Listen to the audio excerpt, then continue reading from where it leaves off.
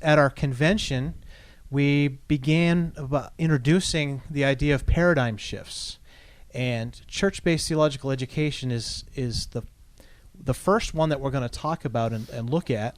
Well, I think in terms of a paradigm shift, the question for us in our movement has been how to train church leaders more effectively. And the prevailing paradigm is to do that in a schooling setting, seminary, Bible college, some formal setting like that. But the church-based paradigm is rising out of a concept from the New Testament, really kind of mined out of the book of Acts and Paul's letters, that suggests that theological education is best done and should be done in the context of the church, the local church. Jeff Reed mentions three identifiable forms of education: formal, informal, and non-formal. Can you describe these and tell us why you personally made the switch in your own career from one to the other?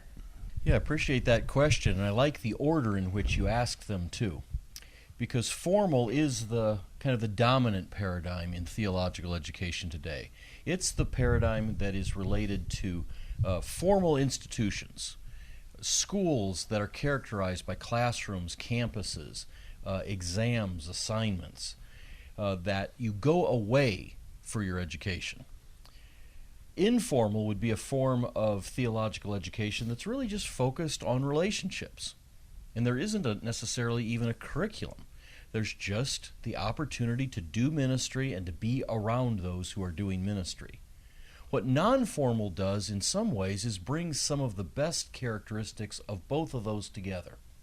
Non-formal has ordered learning involved. There is a set of competencies that you are trying to develop, and therefore you're very intentional in the way that you're going about doing it in the informal relationships, but it pays a lot more attention to the context. Church-based theological education is powerful in some ways because the context and the content of the training match so well. And it was that distinctive that really drew me to Build International, because there was such a priority on the centrality of the church as not just the center of God's plan, but also the key social institution that God wanted to use for the development of His people. When you combine that location of theological education with the kind of intentionality of the training resources and processes that help those leaders in those contexts to train leaders, that's what made my shift to non-formal something I just couldn't resist. Now, this formal educational model that we've all grown up with, that's been such a part of our culture now for the past 170 years, that involves Bible school and seminaries. It's how we've grown accustomed to training being done. But how were ministers trained prior to that? And why are you suggesting that we now need to change our model? While in our perspective, we see the formal as being kind of the normal way that things were done, but that's not entirely true.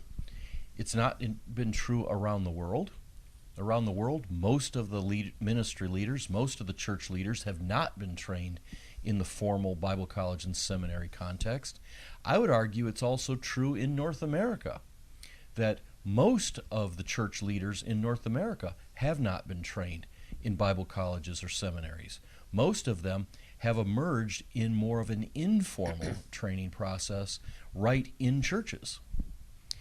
Now, your other question was, why do we need to consider a change to our model?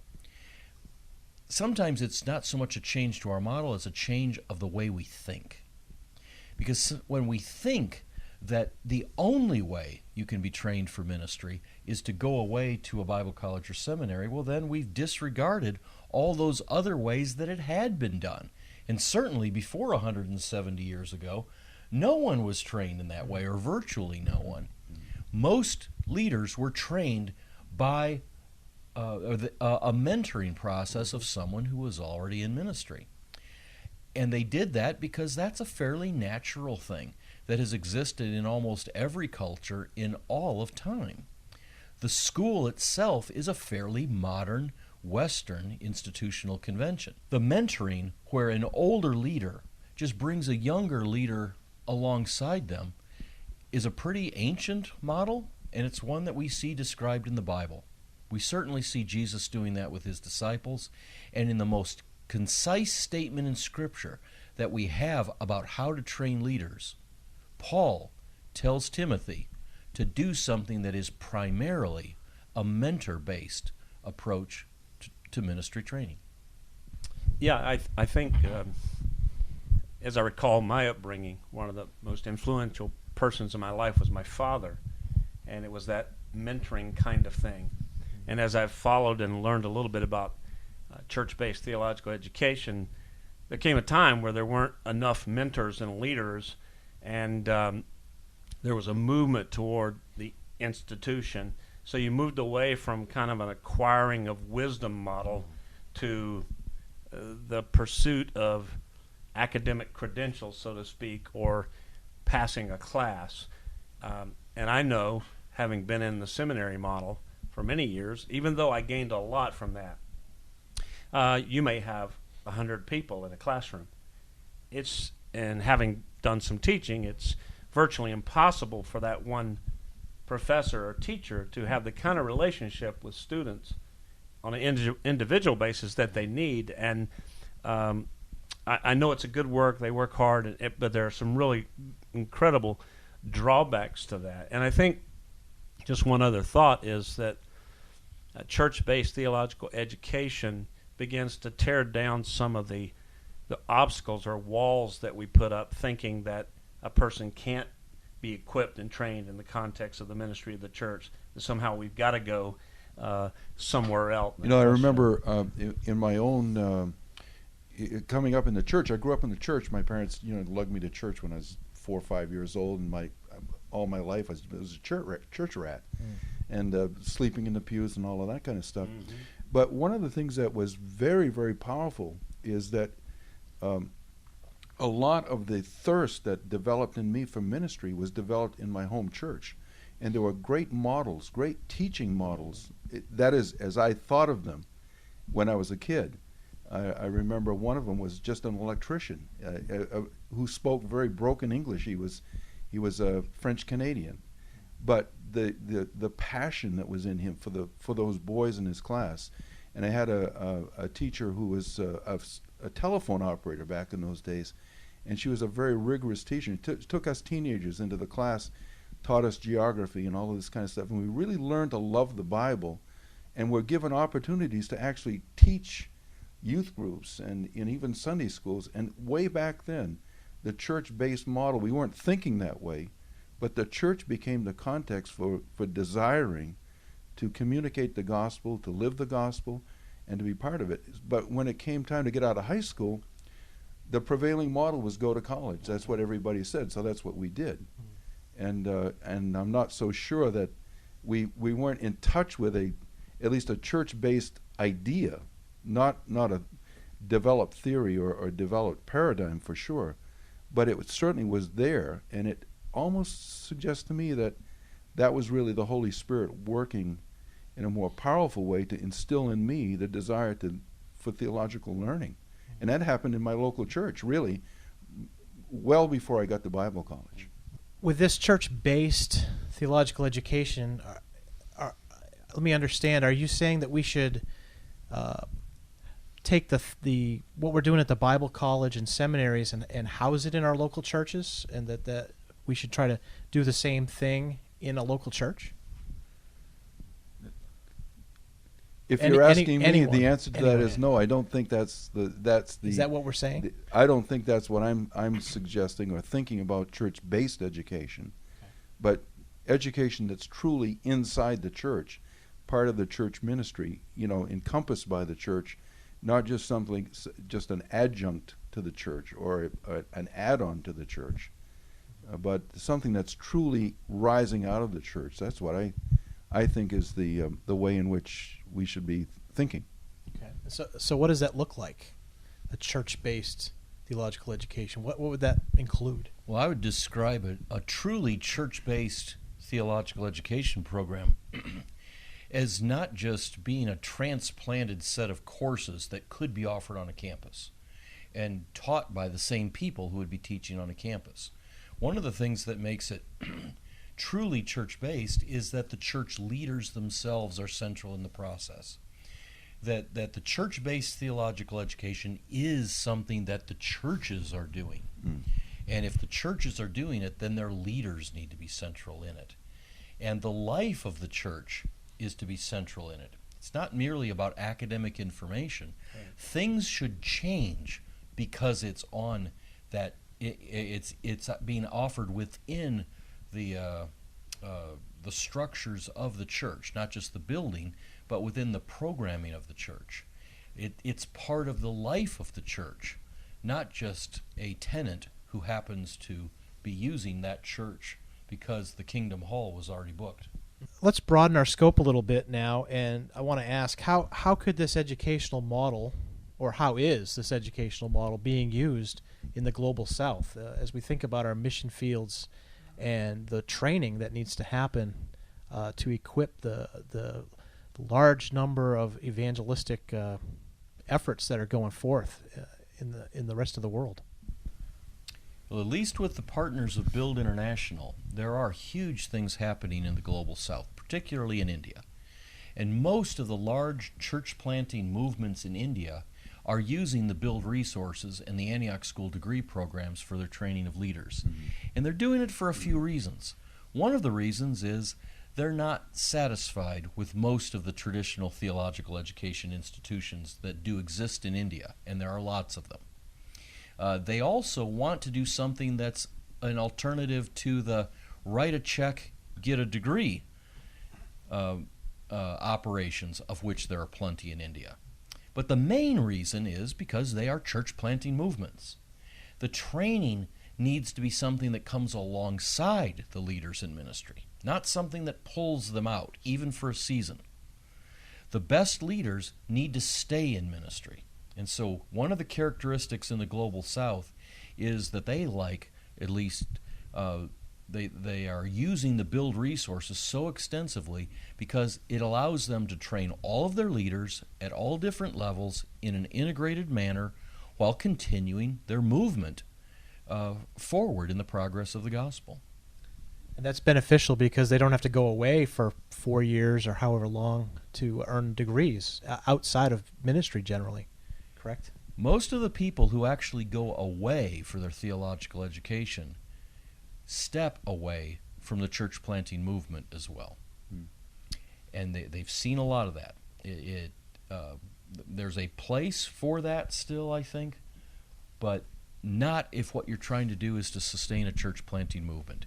You want your church planters to stay in the field. How can they stay in the field if they're away being trained? So the training needs to come. Now, I would also argue the training that happens in the field ends up being better training because, once again, the context and the content match.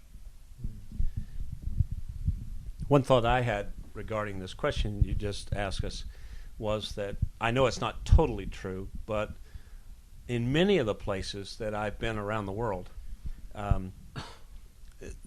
there hasn't been a strong and visible and verbal desire to go off to some school. They don't have the money. They don't have the ability to travel. It's kind of a pipe dream, so to speak. But they are looking for the possibility of being equipped and trained, and that many in the Global South they're like sponges when you are able to come alongside them. And I would also say one of the benefits is that they know their culture. They're able to take what they're learning and what they're being taught and equipped, and then they are teaching others. I don't know their culture the way they do. And, of course, one of our goals is one of the goals, I think, is to apply this learning in context in your context, and who knows it better than the people that are being equipped and trained? You know, I was going to say, Greg, you know, I think that the question is about the global south, but my own belief is that we could do this here in North America just as well. And we need it here in our own movement. Yes. And I think we've got an opportunity with church-based thinking and build resources to do a much better job, actually, of training our leadership and even our pastors and eventually upper leaders to really embrace the biblical way of doing it in such a way that it has some hope to renovate or rejuvenate our efforts in our own churches, not only the churches that exist, but in the church planting ideas as well. So why not think of this as, you know, a global, all across the globe, North America, global South, everywhere, Yes. wherever Advent Christians have a footprint in God's kingdom. Let's take this and make it work so that we'd all have the same common understanding of how this works and a common theological core, and learn to do theology together. I think it could have a tremendous way of boosting, encouraging each other, and building our movement, which we really desperately would love to do. Yeah, You know. absolutely. Now, Sam mentioned cost being an issue for those overseas. It's a cost is an issue here for us as well. Many of our students struggle. And Steve, being in education, you know about the rising cost of a degree program. Can you speak to that for a moment? Well, I think that there are, you know, in terms of training church leaders and training pastors and the cost. I mean, students that I've known who've gone on to, say, to Bible college, on to seminary, many of them have taken on just enormous amounts of debt, 30, 40, 50, even $60,000 and $70,000 of debt that has to be paid when they get out of school. And that debt alone is a crushing problem. In fact, many ministry agencies won't even take them as candidates to serve because of the debt until it's paid off. But because of the affordability and the fact that a lot of the training is done with build resources in local church settings, that cost can be mitigated in various ways and make it really possible for people to get a good, thorough theological education at a much reduced cost. But it requires, I think, a commitment to the idea, to the philosophy, to understanding how this all works through the church.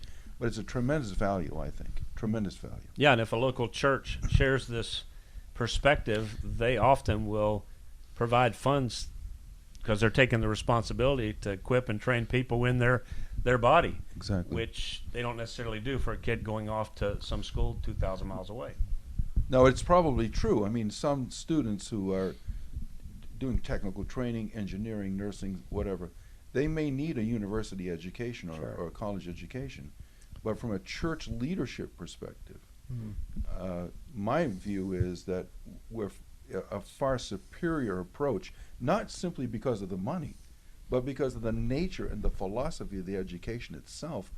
The cost of it is just a bonus, a big bonus, but just a bonus, because it's the proper kind of theological training that can be done with the resources that are already worked through the build system. So I think it's a fantastic opportunity for us to train some leaders and set them to ministry with really helping them to avoid that crushing debt that's a real problem for them as individuals and for their families. Sure. And for our churches. I know I've been working with some folks who have some wonderful education, but as I've shared with them different church opportunities within our context, they haven't been able to go to those churches because the churches aren't able to offer enough for them to pay their student debt back. Sure. And so it's really become a problem for us connecting leaders with churches that can afford to hire them. And to be honest with you, we're really just talking about a fraction of the church leaders who need to be trained. We're talking about the paid vocational ministers. But how about all those other people who do have other university education, who really are in the church and they're lay leaders virtually untrained. Mm-hmm.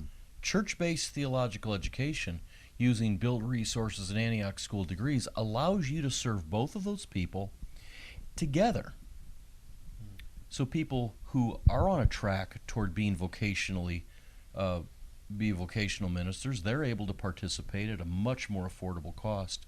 But right alongside some of the people who may be trained in other fields are not going to be vocational ministers, but are every bit as much going to be on the ministry team. In the past, those people were virtually untrained. Exactly. Now they can be trained well and with one-mindedness. You know, I was going to say along that line, just underscore what Steve said. In our context, in our church back in Lenox, I mean, we have had many of our church people, hospital administrators, nurses, people with high degree of competencies in their own professions, really, be blessed by these build resources and begin to think at a much higher theological level and enter into the conversation of leadership in the church and begin to take over significant parts of leadership by sharing this common philosophy of leadership training around the Bible as the informing source. And the build resources, frankly, have just been a tremendous blessing, because these are people capable of thinking at a high level who do it every day and who are just waiting really to be set free to think theologically, talk theologically, and be part of the local conversation. So it's a tremendous benefit. And we've seen it. Many of our people are already profiting from the upper build resources. The coursework as well, not only the first principles, which we've introduced, but also the build courses. And it's been a fantastic development for us. You guys make a great point that this isn't just for pastors, but lay leaders. How many of our churches are negligent in equipping deacons and Sunday school teachers and elders and board members to really do the work of ministry and be biblically literate? Sam, you travel across the country, and can you speak to that? Is there a void there in our churches in general as far as training leaders, lay leaders? Yes. I would just say that, and I've made this comment in the last year or so, that as I go around the country and get exposure to a lot of our churches, one of the things I often ask, the question in my mind, I don't necessarily verbally say it, is there an intentional plan in this ministry that I can pick up on that they have to develop disciples? And there aren't a lot of churches where it's clearly defined, or at least even a semblance of some kind of effort to do that. And I think when you don't know your target and your goal, it's very difficult to work toward that goal. And so the conversation that just took place, well-equipped people trained in some different fields, Steve, they may not, they're the ones that are teaching Sunday school classes. They're the ones that are leading small groups, etc. And, being a good volunteer and things like that is one thing, but having an understanding of the scriptures and first principle concepts and all these kind of things, many of them don't have. And so we tend to produce who we are. So if we can cut it off at the pass and be able to equip those kind of people, pastors, church leaders, what a difference. And I just speak Advent Christians. There's a lot of good intentions. There's a lot of good thoughts. And the one thing, and I'll stop talking, is that some of the kids that may turn into leaders in the context of the church, I think reality is that they leave and go off to a school, and very rarely do they come back. They don't come back into the church. One of the things I've noticed too that's really helped us is by using build resources with a broad cross section of our people, not only professional people, but people in trades and other people, but very intelligent people. It's given us an opportunity to have a common conversation. We begin to talk the same ideas. That is to say, the language is. we're able to to have a common conversation where we each understand what's being said, and then from there become reflective and begin to look at our church programming, our church work, what we're doing, our ministries, Yeah, I think that's and good. and do some evaluation, Yeah. some critique, and become self-critical in the best sense of the word, so that it's not threatening. It's not like anybody's under attack. It's not a tearing apart of pastoral ministry, but it works as a team to build a sense of unity, and I think a purpose for the church that really we haven't had quite so focused as we do these days. I think it's been tremendous. Yeah, that's what I meant, Steve, when I was saying a sense of where we're going, the goal. Yeah. If you can't talk the same concepts, and it's very difficult. But see, I think the one thing is that the Build Resources have done for us is to give us a common conversation about the Bible. Right. Because there's been a work to bring about a sense of what the Bible is saying, how to get at the intention of the author, that kind of thing. And then the Build people in our network, I mean, back home in New England, I mean, you get with them and you have that conversation. You can pick it up almost anywhere, which has been really a tremendous blessing. Even though it's not just a cookie cutter approach, it's not just, forcing something down on them. There's a lot of creativity, a lot of expansion, a lot of freer thinking, I would say, creative thinking, and exchanging of ideas and so forth. That's really been a tremendous blessing. It's really freed us up to really have a conversation and not an argument about theology. So, Sam, as Advent Christians with no formal training college, I guess we're getting back to maybe the pastor side of things again, and we have recognized that we have an aging group of pastors that are getting ready to retire. How could CBTE provide the answer for us in our network? Well, I think there's a number of ways, and I probably could think of more if I had time to reflect on it more. But for us, particularly as Advent Christians, the cost factor. I've often said that I think Build Resources Antioch it's affordable, it's accessible, it's adaptable. We have a lot of bivocational pastors in our denom. We have young guys. I know a lot of young guys that have entered into the family scene early on, and they have 2 or 3 kids or that kind of thing, and they can't pick up and take off. And so I think that this approach to leadership development in the life of the church is a win-win. It's a win for pastors, church leaders. It's a win for the church. And I think the things that you were just saying, Steve Brown, just ring true in my mind about giving these young pastors, in the context of their ministries, some real, how do I say it, just something really tangible that they can use and take hold of in their ministries and be able to bring people along with them. And it's pretty exciting. Just one quick anecdotal story. I'm leading a group of 3 young pastors. One of them has a youth degree. The other are bachelor candidates, and they don't have any degree.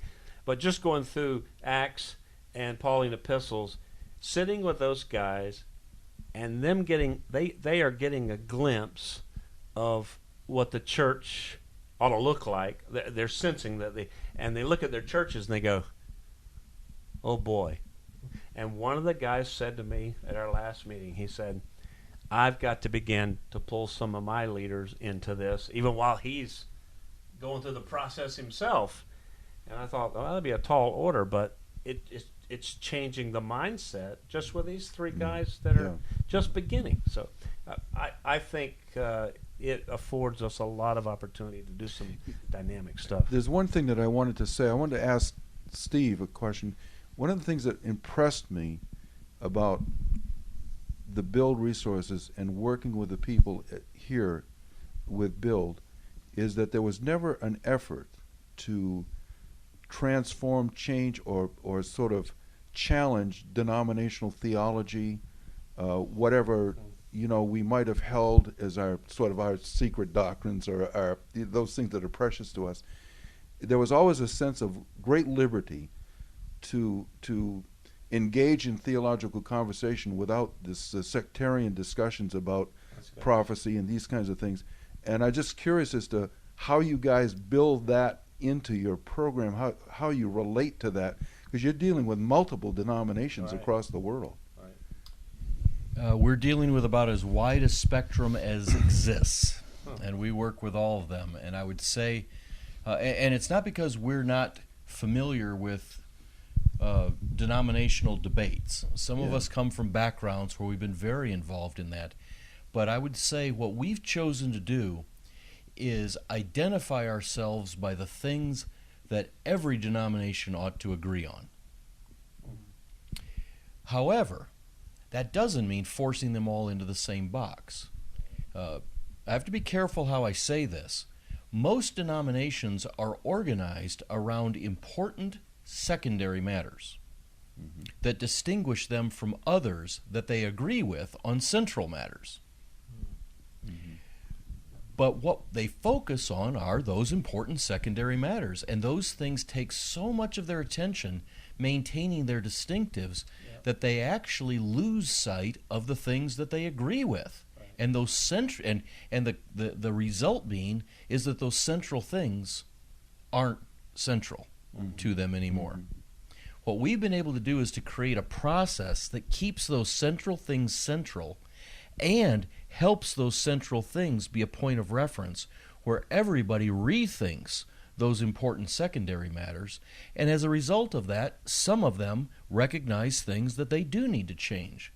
Not because we determined that they needed to change them, but they determined that they needed to change them.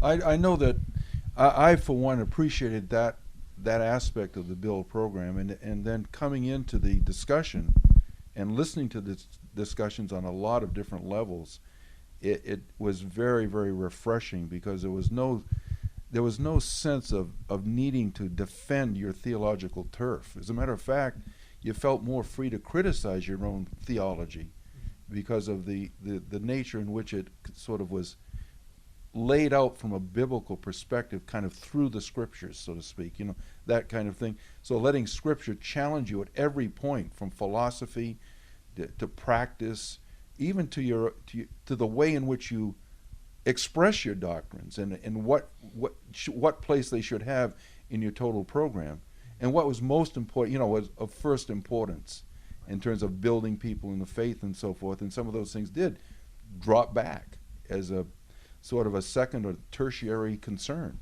when you began to see that the real need was to build the believers up in the Lord on things that all of us believe as biblical Christians. Yeah, don't get me wrong. Those secondary things are important, right? But they're not more important than the primary things. Right. And once you get the primary things in place, you actually do a much better job handling those important secondary things. The other thing is, too, that within our own network, within our own denominational circles, or the church-based people within our own network, we can have those kinds of discussions and be a lot freer about them, and a lot less defensive, and asking ourselves, where do these distinctives fit? How do they blend in, and so forth. And I've never felt myself any pressure from Bill to think any differently theologically, other than just how the Bible itself challenged my own assumptions, my own paradigms, which I'm grateful for. Now, on a couple of occasions here, you've mentioned the primary teachings. Another term for that might be first principles. Now, how does the first principles series of booklets, how can that be incorporated in church-based theological education? The first principles booklets that Build has produced and offers to its partners to use are really tools that grew out of our own experience over the years using the Leadership Series courses. One of those primary things is that for churches to be strong, they need to be well established. Well, how can you be well established? What were those things that the Apostle Paul did with the churches to strengthen them? Essentially, First Principles is an attempt to capture those things that were in Paul's letters that he wrote to the early churches to try to help them to be strong. So in a church that is focused on church-based theological education, we think that should be an all-encompassing term. In fact, sometimes the definition that we use for church-based theological education, is a little catchy thing, it's cradle-to-grave life development for everybody in the church. Not an alternative form of vocational training for the ministers. Well, when you think about it that way, what do you have for those people who are new in their faith? And there's a lot of discipleship resources around there that give them lots of nice pieces, but at the end of the day, what do they have? Are they well established in their faith? Well, if that's what we want for everybody, then we need a non-formal program that takes advantage of the relationships and the context where they are, and then takes them through an ordered learning process toward that. That would be what First Principles is. And I tell you, as a leader, I want to lead a church like that. Yeah. Yeah. Now, Steve and Sam, you both have had experience leading First Principles in your own churches. You want to talk about that a little bit? Sam, you've been leading a group of guys down in West Jacks, right? Yeah, something Steve Kemp just said reminded me and triggered a thought that in leading people through First Principles as well as the leadership series, and you remember what I said a little while ago about going into churches not seeing any kind of intentional plan to disciple, cradle to grave. That suggests to me there's a plan, and not only a plan, but there's biblical content and teaching and practices that you can use to move people. I think one of the powerful things that I'm seeing, and I guess I'm just kind of dumping an accolade on Build that is worthy, I think, with also the Antioch School, it really makes a difference how you view Acts and how you view the Pauline cycle and how he went about establishing churches. When you begin to look through that lens at why the church exists and how it operated in the first century and normative or paradigms that are established, it changes everything.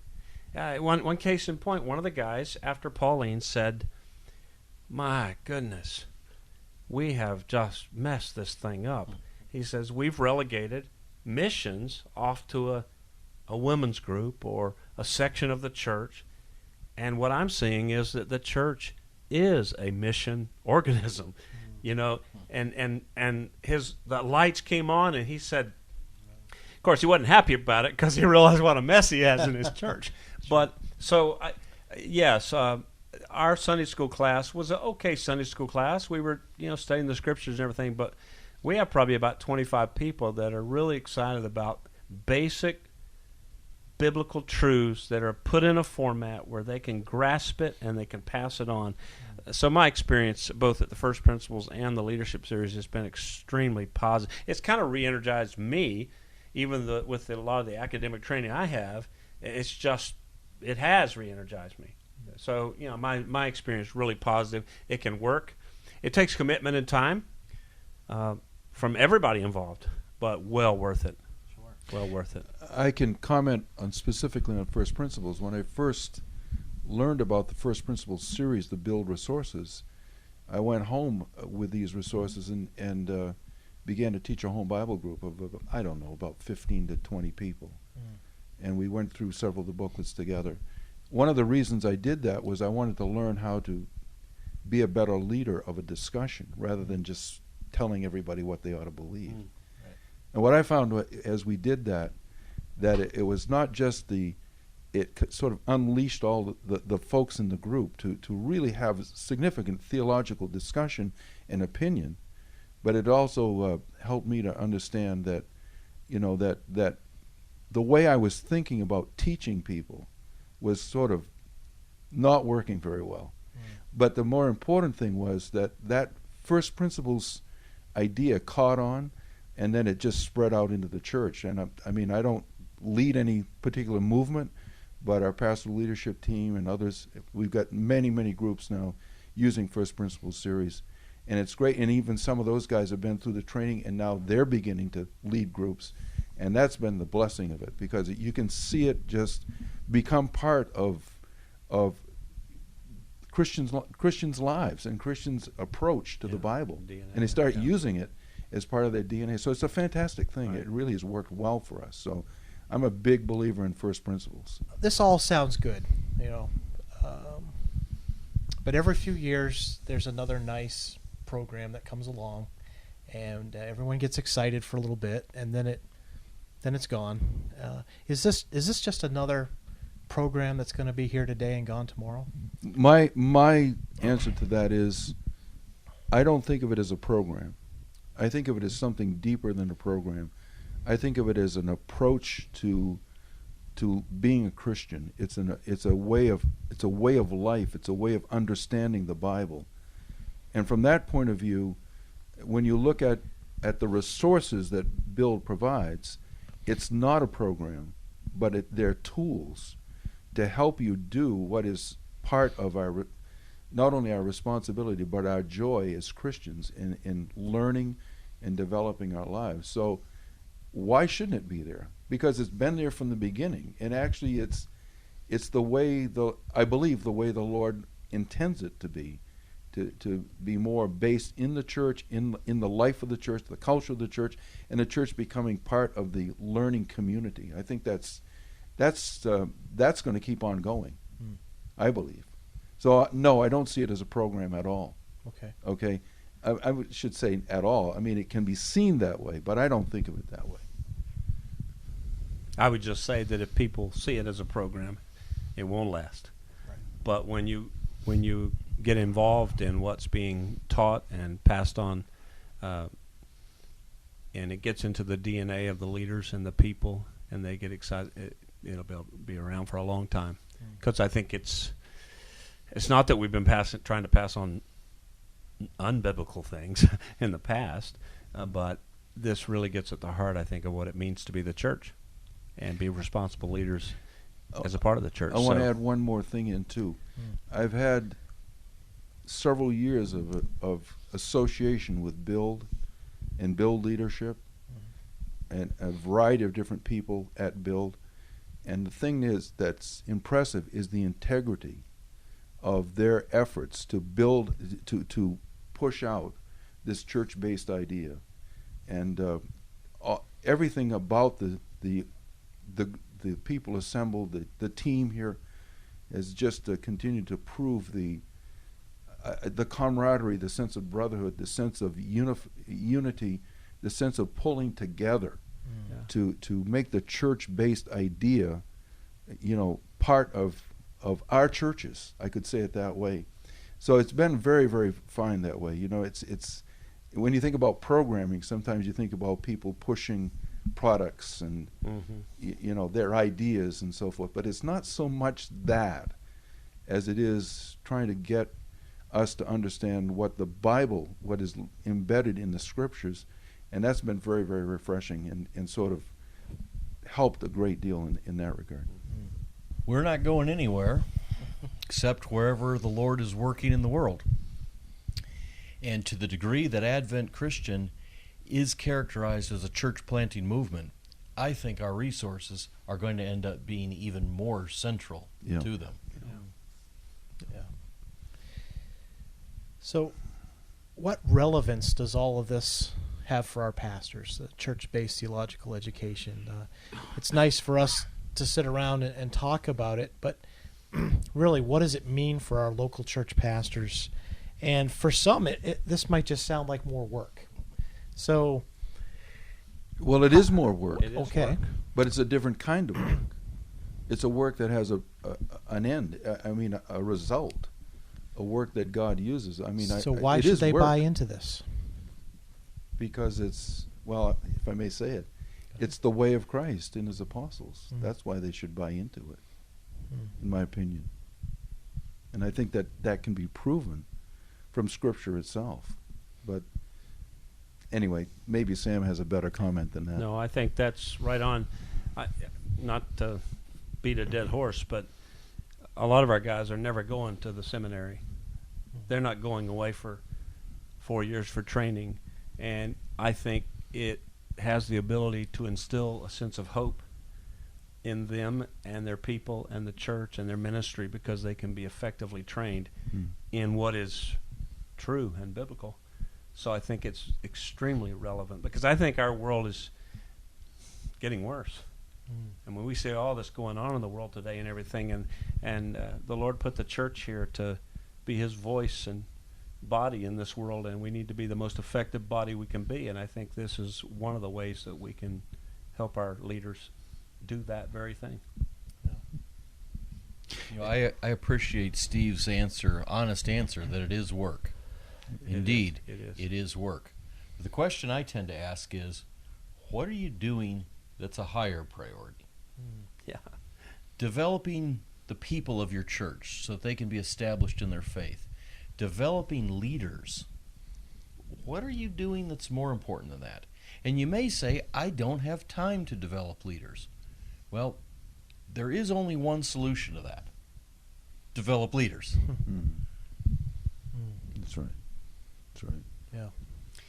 And if you develop leaders, you'll have more time to do some of the things that you're that you're talking about. The only solution for not having time to develop leaders is to develop leaders. Exactly.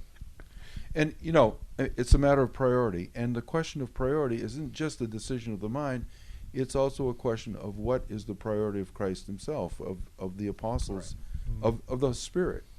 And let's face it, that priority is that's the thing that has to drive us. And if it anyway, that's what I see. So yeah, everybody's busy. Everybody's got a whole set of things to do. Some of those things need to go. They just need to be put aside, or they need to be given to other people to serve and to become competent to take up the load that local pastors have, to free the pastor to do his thinking, studying, preparing, and training his leaders. So that's just part of getting the ministry ordered correctly and the priorities straight. Yeah. Sure. Well, we see that in Ephesians 4:11 and 12, right? God gave the apostles, evangelists, preachers, and teachers to equip the saints for the work of ministry, and that's a clear call to our church leaders to emphasize the development of the people in their churches. One of the things the a lot of things happening in my mind right now, but one of the elements of building out the church leadership is leadership teams, and that's part of the strategy that Bill tries to show us from the biblical literature. But the bigger point is that Bill also, in my experience, feels like they're part of a team, or I'm part of the team, and so that they team with me, or I try to team with them, and you get that feeling of team right through the working with the Bill people and their resources. That's very, very powerful. Okay, availability, questions, so many different ways in which they can service and help and give guidance and all of that kind of help is right there, and it's very, very, and it, as far as I know, it doesn't cost anything. I mean, I can call up Brother Kemp and say, hey, what about this? What about that? If he's got the time to talk to me. So far, there's been no charge. I don't know what the future will hold, but so far, there's been no charge. It's coming. No. There's been a payment. There's been a price to pay, but it hasn't been financial. Okay, it's been an accountability price. That's been the issue, and I'm glad for it. Just one final thing from me. Dan Spader used to say many years ago, in terms of the ministry of the church, if something isn't working and achieving what you think God wants you to do, if the horse is dead, dismount, because you're not going anywhere.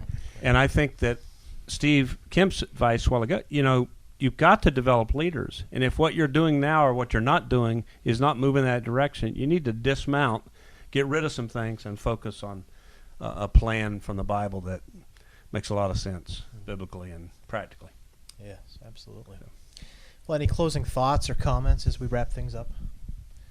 No. I have one. Yes. I really, Steve Brown and I've had this conversation. I really believe that it is time and pastime for Advent Christians, people in positions that can make this happen, at least the drive to begin to have serious talk about how we can create a movement of real intentional effort to develop leaders in this way. And I don't have all the answers to that, but I want to be a part of it. And so that's my final 2 cents. I could add this in. One of the things that I think is hopeful for me is to just see how the church-based idea is getting into our DNA and part of our conversation on multiple different levels. I mean, maybe not everybody's buying in at the same time in the same way, but that conversation is out there and it can't be taken back, and that's a good thing. I think myself that that's the harbinger of the Spirit working in our movement. At least that's my hope. And I underline what Sam said, that I think this is this may be the breakthrough that we've really needed because of its flexibility, its biblical nature, its partnership in a way that's so natural. There's so many different elements to it, to me, that are very, very hopeful, even though it's going to require a long-term commitment and some hard work, okay? But some sharing of the load and sharing with each other and helping each other to build out their own local expression of what it means to be church-based. Yeah, absolutely. For many in North America, church-based tends to mean only things happening in a individual local church. And while that's a huge amount of what's taking place, that's not the only thing. For Build International and its Antioch School, church-based means coming alongside church networks. It means coming alongside denominations. And I've really appreciated you guys and even this effort that we're doing right here, and so many others that I've met in Advent who really have that sense of wanting Advent not just as its local churches, but as a network of churches to be truly aligned with the way of Christ and his apostles. And so it's a privilege to be coming alongside you with our resources to help you find your way. Yeah. Well, we're thankful for all you do. Very grateful. All the folks here. Absolutely. Well, thank you for tuning in, and I hope that you've been enlightened by this discussion and that you'll consider how you could be more engaged and involved with church-based theological education, and looking forward to dialoguing with you more about how the Eastern region and the Office of Nurture can come alongside in helping our churches and pastors to begin this effort of training the next generation and even the current generation of leaders to be biblically based and multiplying our efforts for the kingdom.